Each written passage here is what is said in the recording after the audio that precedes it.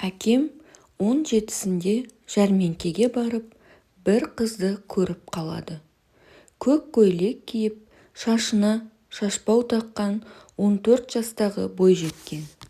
Көрген бетте ғашық болады. Бойжеткен 18-ге толғанша күтеді.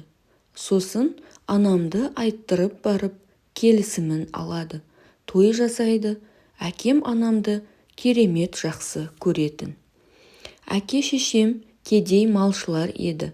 Анам сиыр сауатын, үйдің бар тірлігін істейтін. Бірақ олар тату-тәтті ғұмыр кешті. Әр күніне тәуба дейтін. Өле-өлгенше ұстасқан қолдары айырылмады. Олардың бір-бірін жақсы көруі сондай шынайы болатын. Қарасаң көз тоймайтын, мейірім мен шаттыққа бататын да кетесің. Мен кейбір өнегелі отбасыларда кім шай құяды деп дауласатынды көргем. Біздің үйде үнемі мен құяйын деп дауласатын. Әкем де шешем де мен істей салайынды айтатын үнемі.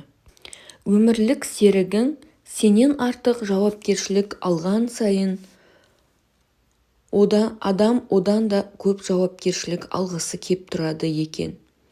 Әке-шешемнің арасында мен бақылап анықтаған ерекше механизм бар. Серігің сенен гөрі аз жауапкершілік алған сайын, сен де аздан алуға дағдыланасың. Және керісінше, кері байланыс бар. Ата-анам үй тірлігіндегі әр істі бір-бірінің қолынан жұлып ап кететін.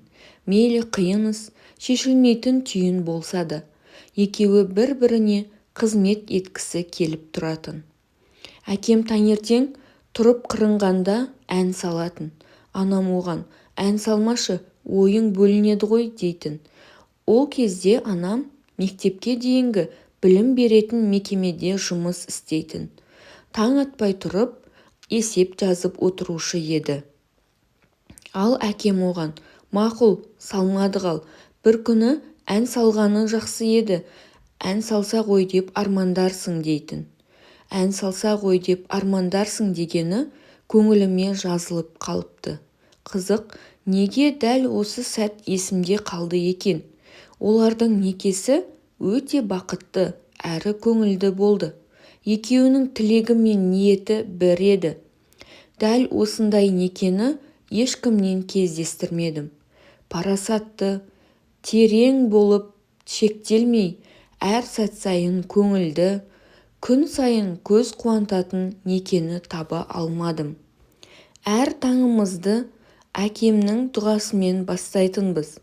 Ол күн сайын Құдайға керемет адал жарға жолықтырғанына, ғажап махаббат пен осындай сиқырлы сыйластықты бергеніне разылығын білдіретін. Бізге де үнемі соны тілеп отыратын. Балалары біздер осынау мөлдір махаббаттың, сыйластықтың аясында өстік. Ал қазір анаң қайда? Деп сұрадым шыдамай. Анам 10 жыл бұрын қайтыс болды. Құдайым-ай, әкең қайтты. Әкем тірі. Анаңнан айырылып күйзелген шығар.